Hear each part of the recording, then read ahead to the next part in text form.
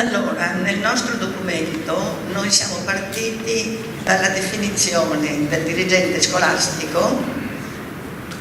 come garante del diritto allo studio degli alunni, e rispetto a questo ricordo una relazione che mi ha fulminato all'inizio degli anni '80 da parte dell'ispettore Luciano Molinari, che ha definito il dirigente scolastico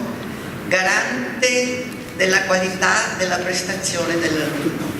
Questa cosa allora mi ha veramente colpito ed è il motivo per cui da quel momento mi sono molto interessata al miglioramento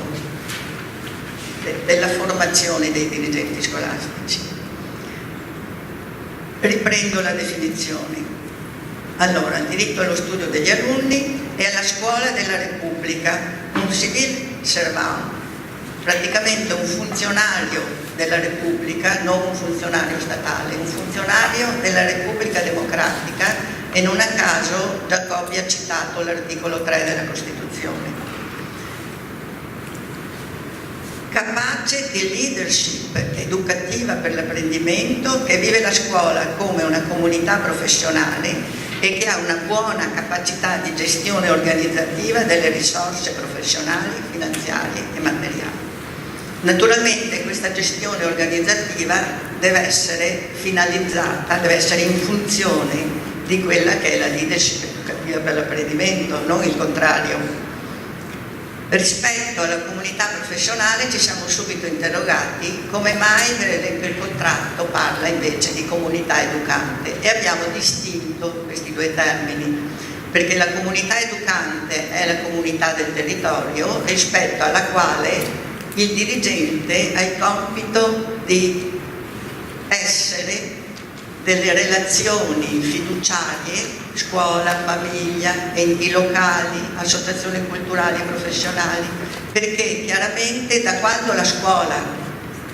è diventata, qualcuno dice dovrebbe essere diventata, perché forse non è diventata del tutto autonoma, perché è rimasto questo filo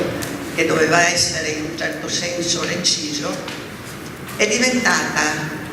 all'interno del territorio a dover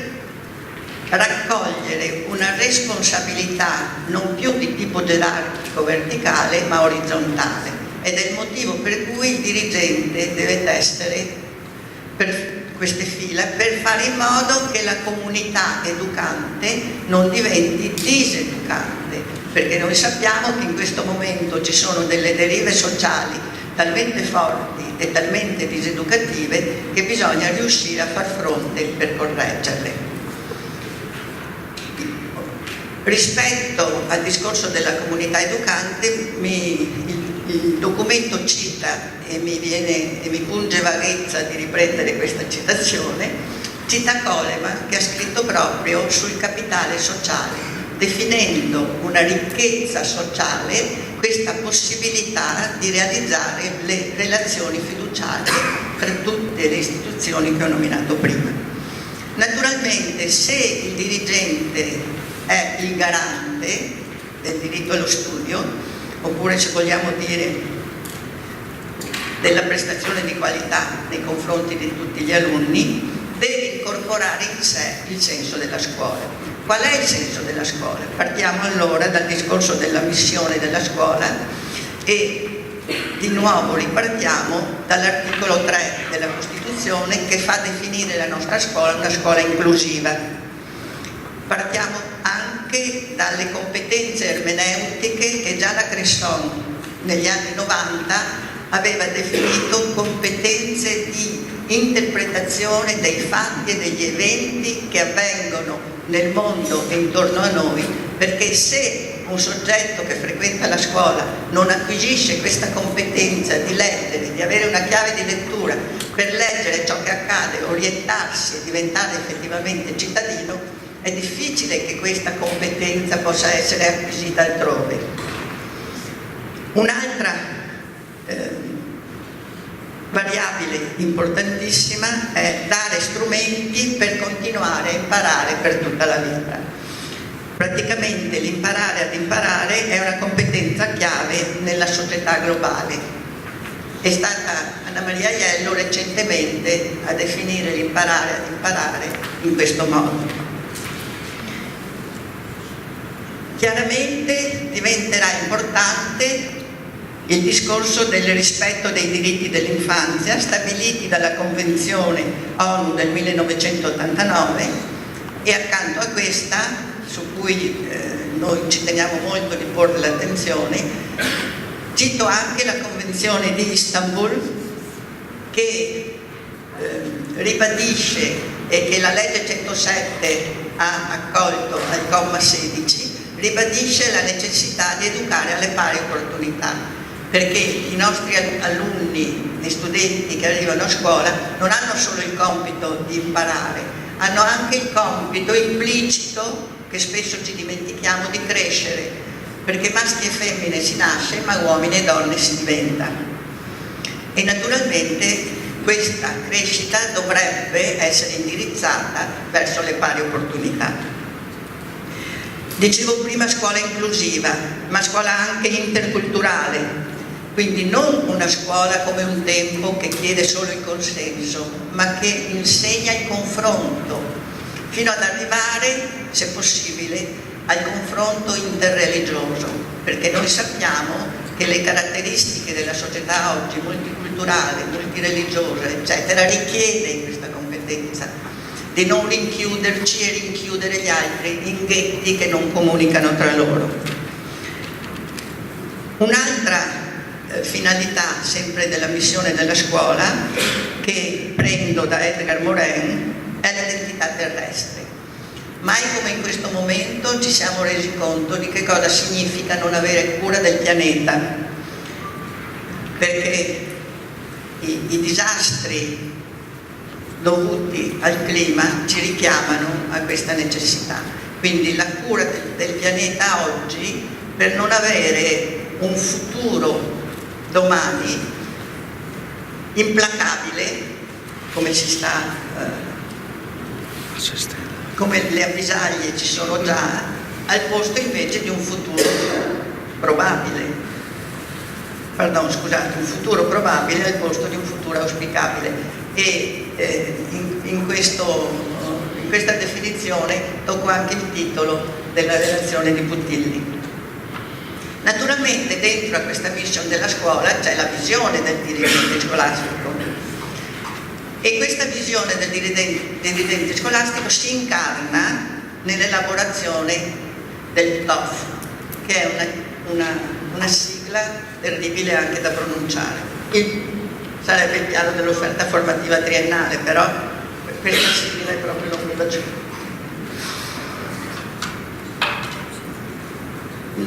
Siccome il tempo che mi è stato dato è poco, allora do qualche colpo di sonda dentro agli aspetti che mi sembrano più significativi. Dopo avrete la bontà di leggervelo il documento. Aver presente che la scuola del 2000 e avanti non può essere più la scuola delle risposte esatte, perché in questa era digitale la risposta esatta noi ce l'abbiamo con un click. Quindi deve essere la scuola della comprensione profonda, significativa e duratura, come dice Wiggins,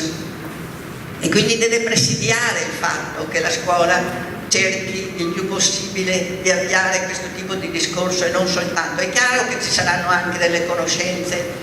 del tipo le vecchie risposte esatte, però le idee fondamentali, quelle che Brunner chiamava le idee strutturali, dovranno essere delle conoscenze che diventano poi competenze e chiavi di lettura, perché partono da conoscenze rispetto alle quali c'è una comprensione veramente significativa. Naturalmente mi soffermo un attimo sulla valutazione formativa, perché noi del forum abbiamo molto privilegiato nel tempo approfondimenti in questo senso, e purtroppo sappiamo che nonostante la valutazione formativa sia un concetto che parte dal 1977 con la legge 517, sappiamo che non si è ancora incarnato nella scuola. Sappiamo che questa difficoltà probabilmente risiede nel fatto che inconsapevolmente, forse mi viene da dire,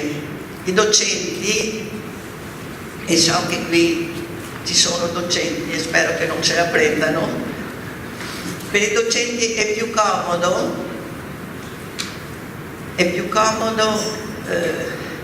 pensare che la responsabilità del mancato apprendimento sia da ascrivere all'allievo, al fatto che non è particolarmente intelligente, al fatto che non si applica, al fatto che è un bighellone, al fatto che la famiglia di appartenenza non è stimolante, tutte cause che naturalmente possono esserci, ma che non possono inficiare il compito del docente, che è quello comunque di insegnare. Per cui la valutazione formativa deve essere quel tipo di valutazione che il docente applica nei confronti della propria classe e dei propri studenti,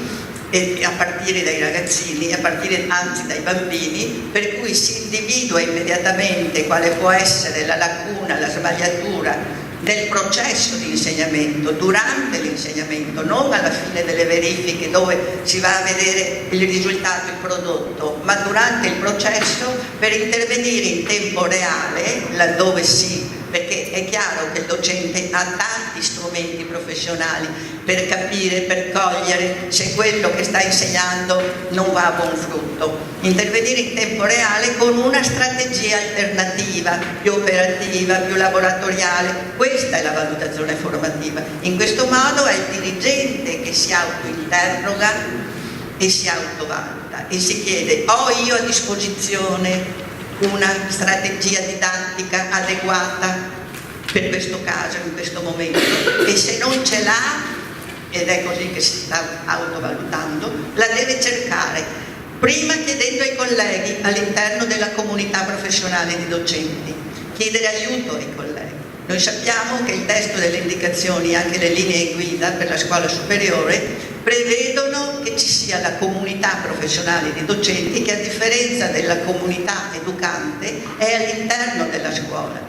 Non tanto a livello di collegio, dove è difficile, anche se dovrebbe esserci lo spazio, ma all'interno dei piccoli gruppi, a partire dai dipartimenti, a partire dalle classi parallele, a partire dai team, a partire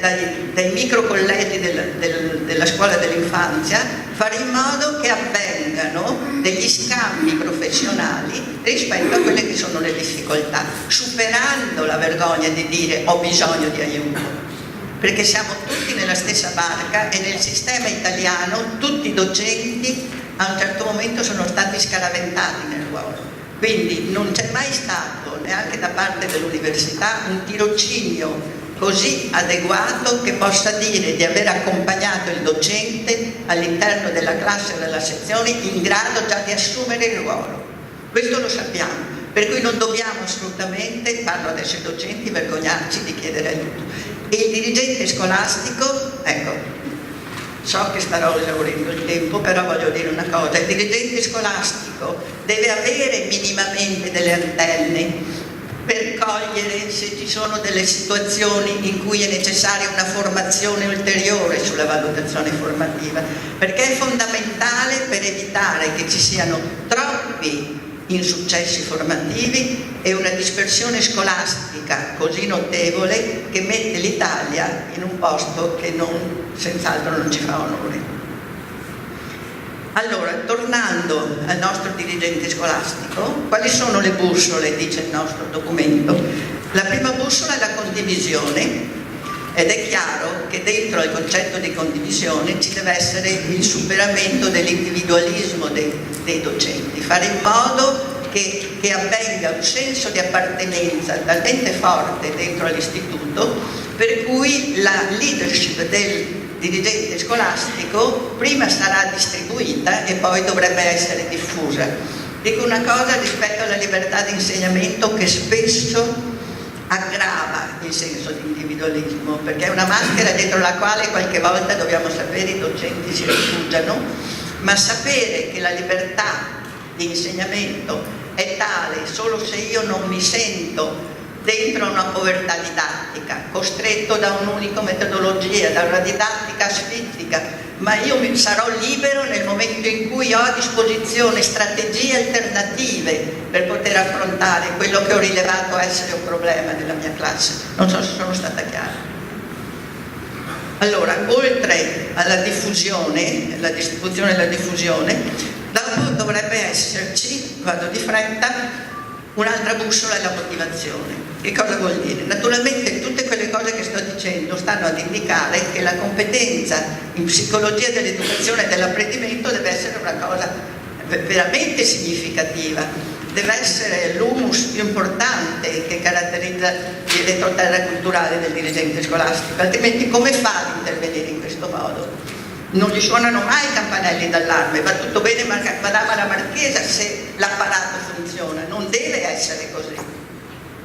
Allora, la motivazione, noi sappiamo che a partire dai ragazzi le motivazioni, lasciano stare Brunner perché altrimenti mi dilungo troppo, le motivazioni possono essere alla prestazione o alla padronanza. Allora, la motivazione alla prestazione potrebbe essere quella del ragazzo che ci tiene ad avere il voto alto, ma non gliene frega niente di quello che sta imparando, ossia non assimila, non ritiene quello che sta imparando come una chiave di lettura per muoversi nel mondo, gli basta il bel voto. La motivazione anche del docente può essere solo alla prestazione. Nel momento in cui ha fatto il suo lavoro si sente a posto. Invece la motivazione alla padronanza è quella che è alla base della passione o non passione all'interno della scuola per il sapere, per la conoscenza, per la ricerca, ed è autogratificante, questa è la cosa importante. Allora, anche il dirigente può avere una motivazione alla prestazione, allora rincorre le scadenze, fa in modo che tutto funzioni, che tutto sia oliato, ma non ha quella marcia in più che viene data dalla motivazione alla padronanza, che gli dà invece questa come possiamo chiamarla, questa energia che diventa contagiosa. Un dirigente che ha una forte motivazione alla prestazione e che ha questa passione sta pur certo che questa cosa si diffonde all'interno del suo istituto. E poi abbiamo individuato le azioni. Abbiamo detto già, lo riprendo, cura la formazione, però non è sufficiente rendersi conto che il proprio collegio di docenti, anche perché ha le sue figure di staff che riferiscono, ha bisogno di quella formazione. Bisogna, secondo me, che abbia quell'accortezza